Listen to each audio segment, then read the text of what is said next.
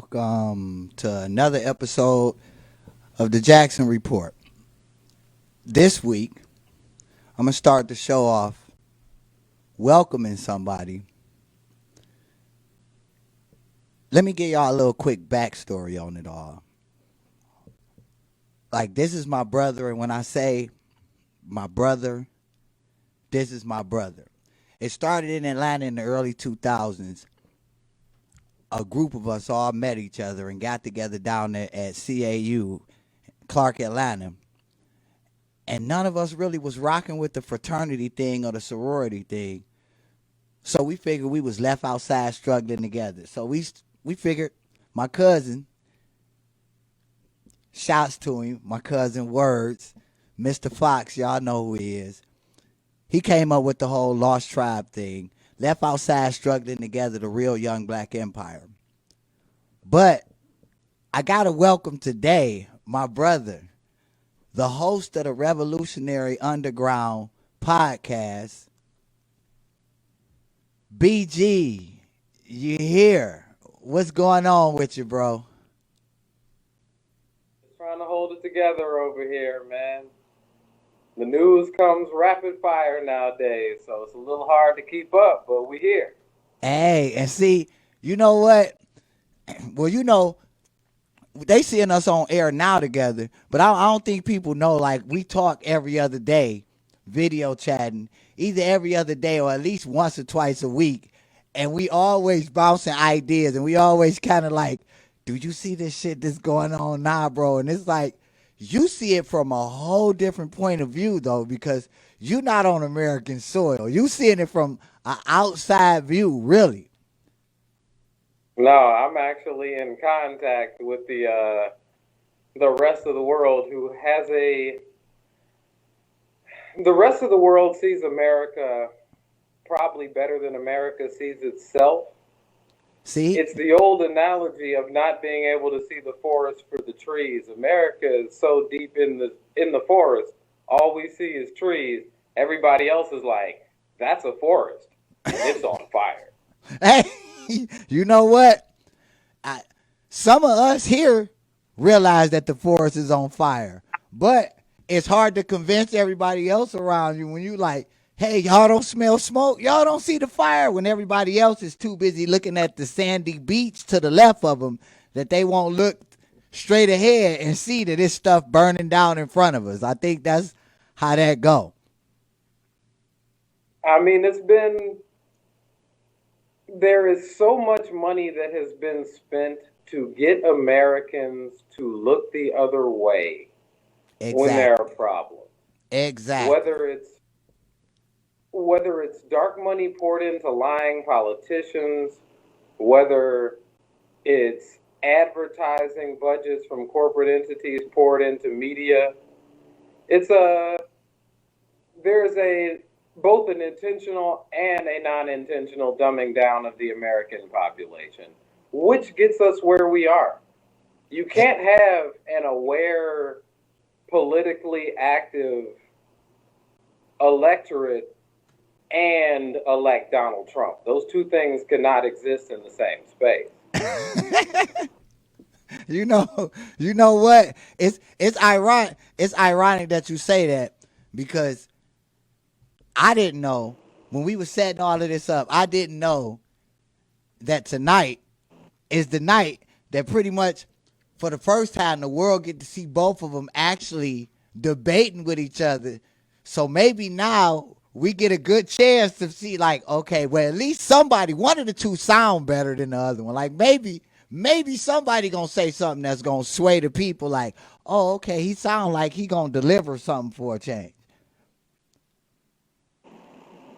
I mean, the one thing that we're guaranteed to get here is a view as to just how well Joe Biden is going to be able to do under pressure. I can't say that I really believe this debate is going to swing a lot of voters. Mm-hmm. I would say the great majority of people in this country who are going to vote over the next 5 weeks have already decided who they're going to vote for if they're watching this debate. Yeah. I know there's that group of undecided voters have no idea what these people are waiting for and trying to figure out. But both of these candidates are in this weird position where the expectations are so low, I'm not sure it can move the needle. Donald Exactly. Trump's, we had media talking about today, Donald Trump became the president of the United States every time he put together a cogent sentence for the first year. The expectations of him are low to non existent. And we have roughly the same thing with Joe Biden. But we at least know Joe Biden Yeah. tends to flub things. So I think even if he flubs once or twice, I'm not sure it hurts him. True. Like, but what do you think this whole Donald Trump at the last second he coming out like, okay, if I'm reelected, I'm gonna give 500 billion to black and urban communities for different things to get put into place. And I'm just like astounded because a lot of people is really believing this. Like, we got memory loss or something. Like, we don't remember the last 4 years. And now all of a sudden he's just this changed man that's gonna really do this. Like, I even give an example. Remember Congress, when they was at the standstill over the new stimulus bill, Donald Trump say, well, if y'all don't get it done, I'm signing the executive order and this is what I'm putting into play. And everybody ran out and applauded the man with, he extended unemployment. He going to give us 400 a week to the end of the year. That only lasted maybe a month and a half at the most. So he coming with all these quick fixes and these fast solutions to get his approval rating up, but none of it is sustaining. Like, none of it is like being substantial enough to where it's really affecting the economy. Or in my eyes, it's just like this. In my eyes, this is how I'm looking at it, bro. It's like if you a parent and little Tommy, he won't go outside. He won't go outside at all. So instead of buying him a new bike, you get his friend 2 doors over to let you borrow his bike long enough to get little Tommy outside. And the minute he ride up and down the street, now his friend want his bike back. And now you done just suckered me into coming outside. I'm ready to go back in the house now. So it's like, but with an election, we can't do that. It's like once we make that decision, it's like, aha, I got y'all. But now we can't just give him back. It's not like we can trade his ass in like he an old car or something. Like, we I can't. mean, in some ways, Donald Trump's, well, I wouldn't even call it a tendency. It seems like it's a major part of who he is he reaches for simple solutions for complex problems. Yeah. Which is not only Republican 101, but in a lot of ways it's idiot 101. Yeah. Yeah. Everything is not a simple solution. And first of all, to believe that he's going to be able to unilaterally give out $500 billion is nonsense. It Exactly. shows people's fundamental misunderstanding of how our government works, because that money would have to go through what is at this point a Republican-controlled Senate. I mean, a Democratic House would allow it, but even if Donald Trump was being honest about wanting to do that, and you can literally question his honesty at this point about anything, Right. he could tell me the sky is blue and I would feel like I need to fact check that. But Exactly. I mean, he has such a history of lying that even basic things come under question. That would still be money that has to be allocated from Congress. Exactly. And how many members on his side of the aisle do you think are going to come through when he says, let's give $500 billion to black people? You already know. The number one person that's not going to be for it is the speaker. The speaker of the Senate, the Senate Majority Leader, Mitch McConnell, is not Oh, buying that. Mitch McConnell's not going for it. Nobody else in Republican leadership's not going for it. Kevin McCarthy's not going for it. The only member of their caucus that might go for it is Tim Scott. And he That will be the lone black guy there, just like he was when he thought he was shaking hands with Donald Trump, and Donald Trump gave him the hey, that gonna be meme gonna circulated. be black man on an island in that party. So It wouldn't be a good look. I don't even think that would make it into the discussions on the Senate floor. It'd be like, here, just shred that somewhere. Like that proposal didn't make no damn sense in the first place. But that it would get speak buried like every single thing the Democrats have passed through the House that Mitch McConnell has seen on his desk and simply slid to the side off exactly, of the desk trash can. Like, exactly. they're not considering any of it. Like I seen earlier today that the Dems just proposed a whole new stimulus. They done reconstructed it. They done recrunched the numbers, and it's supposed to be, they'll accept this, and it's way less than the other one.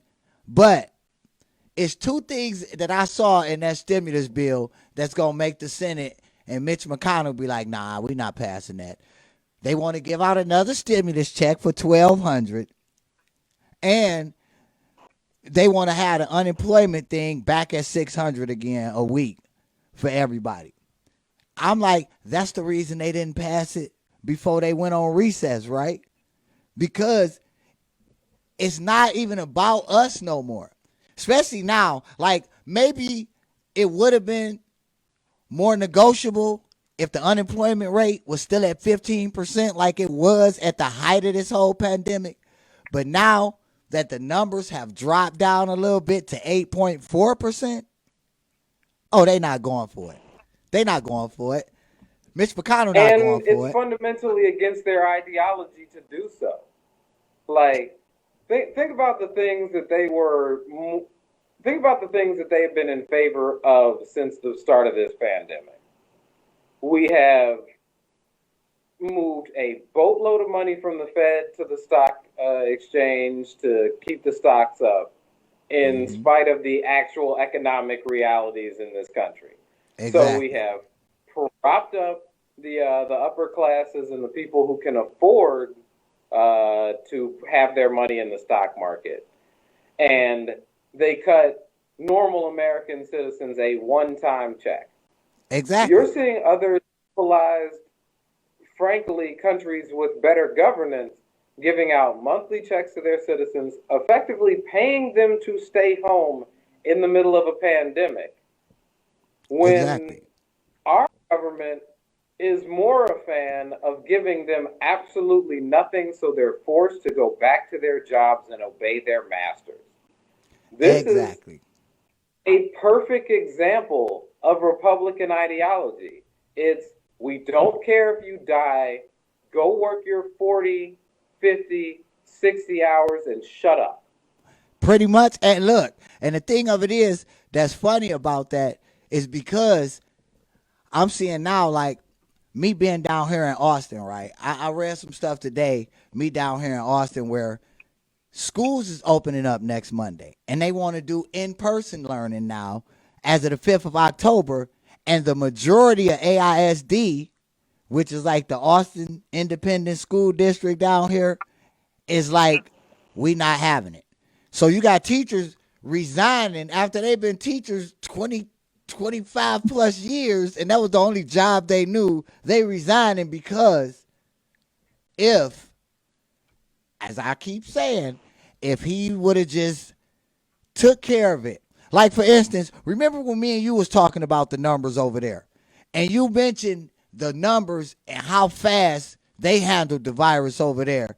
I'm like, so now it bring me to always thinking. I said, when I talk to him, I gotta ask him if we was able to just reach out and ask China, since that's the country he keeps blaming for bringing it over here. They looking at us. They gotta be looking at us like, why is it running through y'all so rapidly and we handled it. I mean, in some ways, it's because we're looking at the wrong. We have a president who's focused on the wrong thing. You want to fear? He wants to fearmonger about China, and it's like, okay, you want to fearmonger about how China would release a virus that could get over here, but what did you do to stop it from getting over here? Exactly. You had a pandemic task force. You disbanded it. You had Exactly. intel when this first hit the fan in January. You did as much nothing as humanly possible. You ignored it. You said Exactly. there's 15 cases and soon it'll be down to 0. So 200,000 deaths later, how's that prediction going? Exactly. Now, over there, I remember you was running down the countries. You was like Vietnam had it's also many people in Vietnam, and they only had a small percentage of cases, and they handled it. Like being over there, like you over in Thailand. So being over in Thailand, was y'all cases running crazy over there? Like, was it a lot of cases in Thailand? Um, that almost seems like a joke when you hear it from over here. Let me see if I can find the most recent number, because between June 3rd Uh huh. and only a couple of days ago, Thailand had 0 deaths. Really? Our deaths have reached into the 60s. Really? And I know people are thinking 60,000. No, I'm talking about 60 total people. Because See, here, the government took it seriously, and people already wear masks as a make part of the culture. They so don't want to spread germs to people unnecessarily because they take some sort of responsibility for their effect on the society.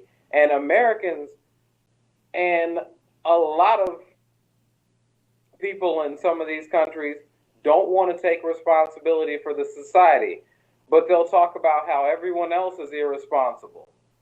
And they'll exactly. talk, and these are the same people who preach personal responsibility, but they don't want to take any personal responsibility for the society.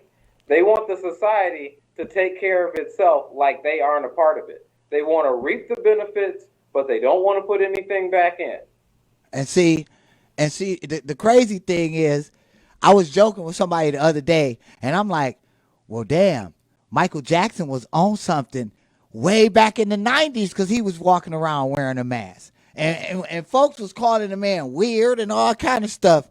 Now look at him. It's almost like he probably sitting on a cloud somewhere looking down like, I bet y'all believe me Looking now. down, told y'all. Exactly.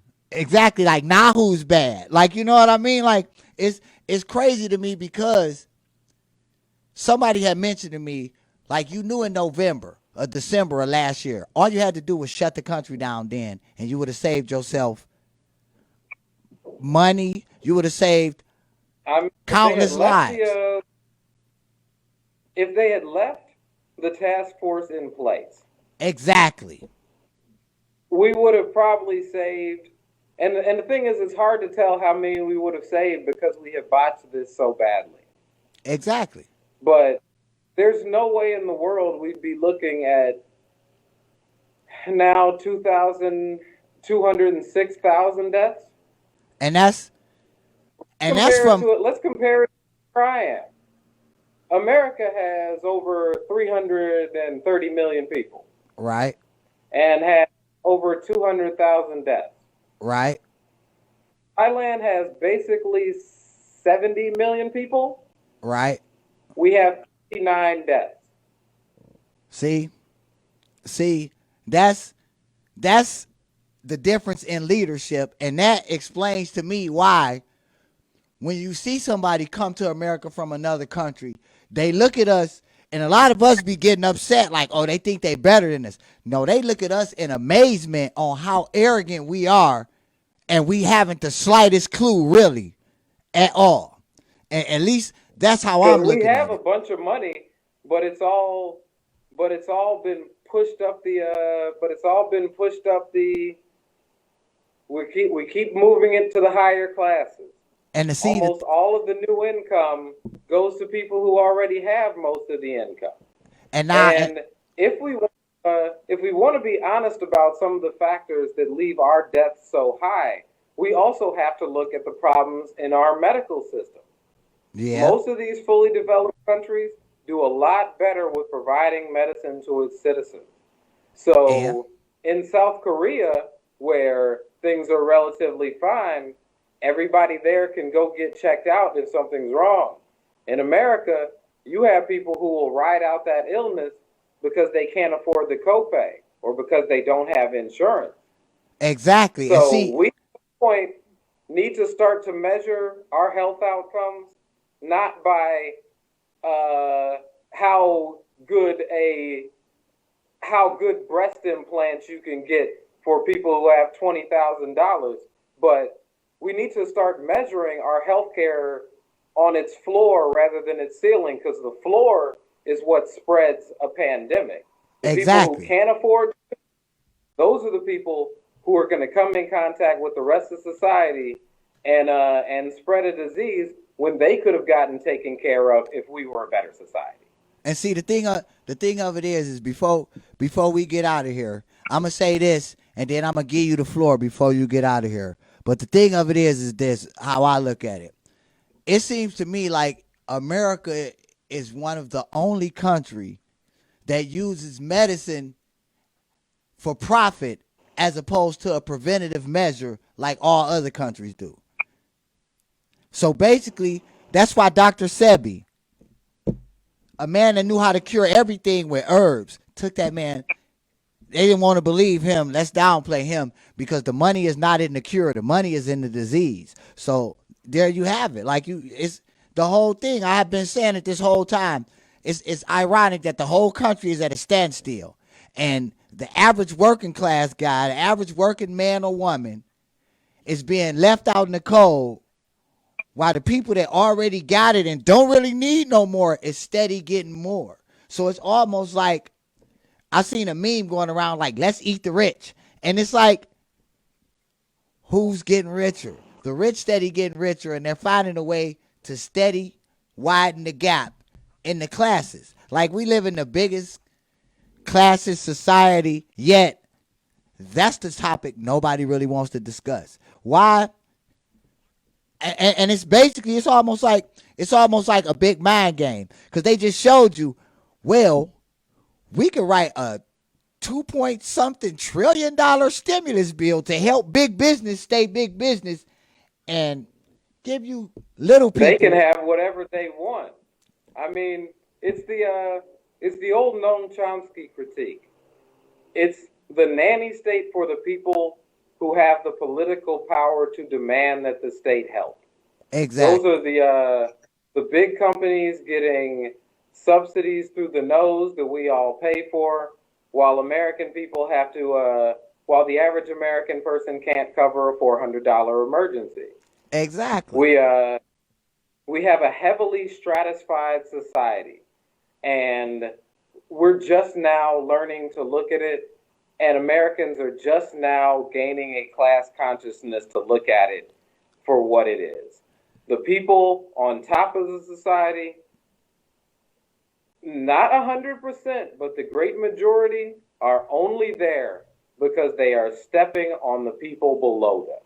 Exactly. And see, now I'm gonna say this, and then I'm gonna give you the floor so we can go ahead and let you speak your piece. Cause I know I like I told you when we was talking about doing this, I said I gotta give you the floor, because every time we talk, I get off the phone and be like, yeah, he put my mind in a whole different. Now I'm seeing it from a whole different perspective. So I'm gonna let you give it to the people, but I needed to say this, like, off the record, off all of the stuff we talking about, I need to know the name of this spot that you was talking about with that $20 drink. You know, I told you I was gonna do. That's an off mic conversation. Hey, I told you Don't I was worry. gonna do We it. will have that conversation. You got to come out here and do a Jackson report live from Bangkok.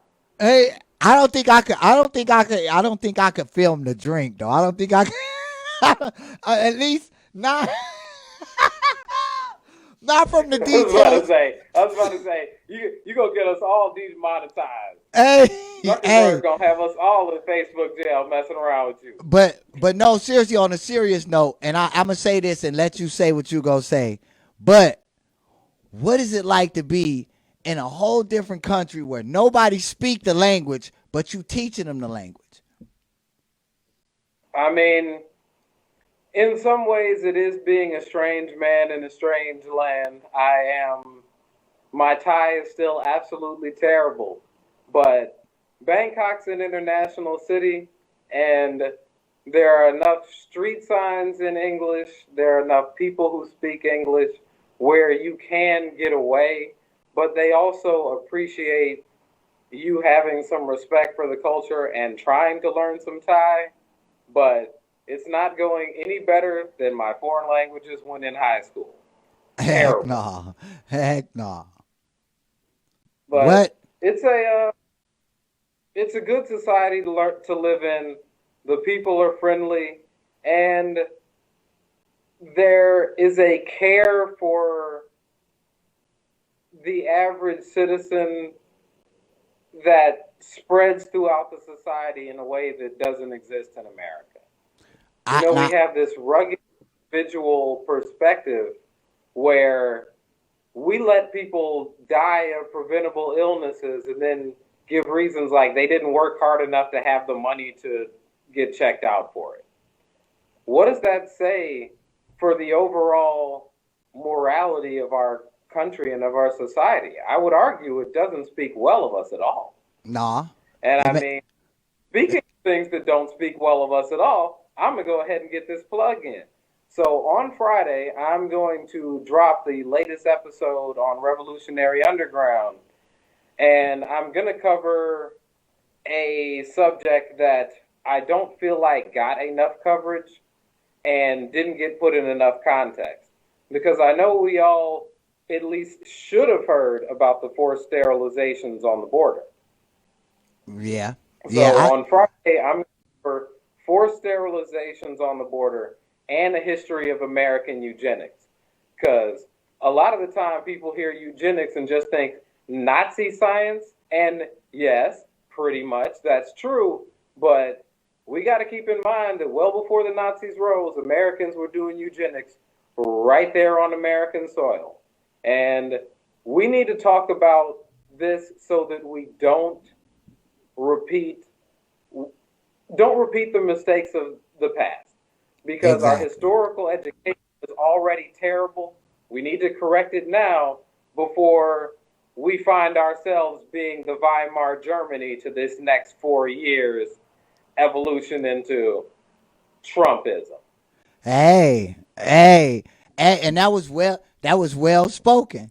Nah, and you doing this Friday, so all of my followers see it. You done just picked up new followers because I like to think, not being cocky or arrogant, but I like to think I got a pretty good damn following with my little show going on here. And that's why I told you I needed you to come through and bless my show with your presence. So thank you. I thank you Hey, man, like for more even than taking the happy to time do it. out. I thank you for even taking the time out because like you and I know what's going on. And I would even like mention it because people don't understand. Like when I say my brother, this is my brother. My brother took the day off. He took the day off so he could do this show with me. Like that's real love. Like that's real, dude. That's real love. Like my brother from another Hey, mother. it's been good seeing you get this project really going forward. So we'll Hey, we got to make sure everybody keeps tuning in, y'all. Share exactly. this video. Make Exactly. sure this gets tracked because we have to make sure we amplify the voices inside our community. Exactly. And bro, this is just the first of many because you know me and you have so many conversations. We got to do this again. So I got to have you. I'm gonna call you again tell the little kiddies, Uncle D sorry, but Mr. Brad gonna have to take the day off again in a couple more weeks so we can do this again. You know? You already know, brother. Here for you anytime. All right, sir. It's been real, bro. You have a good one. Hey, anytime, brother. Have a great episode. I'll check out the rest of it online. You already knowing it. You already know.